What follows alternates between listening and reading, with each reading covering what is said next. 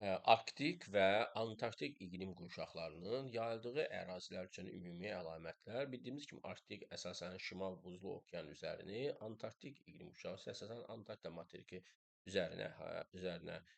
daha doğrusu ərazisinə aiddir, ərazisini əhatə edir. Belə ki, bəndlərimizə nəzər salaq. Okean tipli yer qabı üzərində yerləşir. Okean tipli yer qabına bayaq da dediyimiz kimi Arktik olan, yəni şimal buzlu okean üzəri aiddir. Demək, bu ümumi cəhət deyil.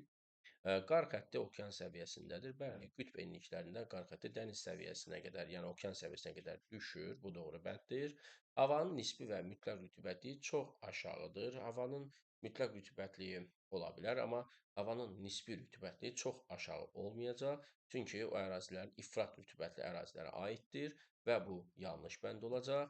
Gecə-gündüzün adi növbələşməsi pozulur. Bəli, bu ərazilər qütb gecələri və gündüzlərinə rastlanır deyə, bəli, pozulmuş sayılır. Bu doğru bənddir.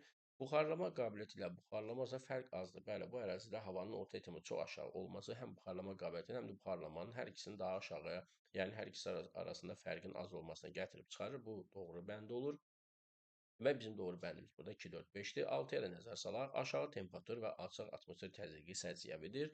Bəli, doğrudur. Aşağı temperatur müşahidə olunur burada, amma qütblərdə alçaq yox, yüksək təzyiq sahəsi uyğundur və ona görə də 6-cı bəndimiz də yanlış olur. Beləcə doğru uyğun bəndimiz 2, 4, 5 bəndi olacaq.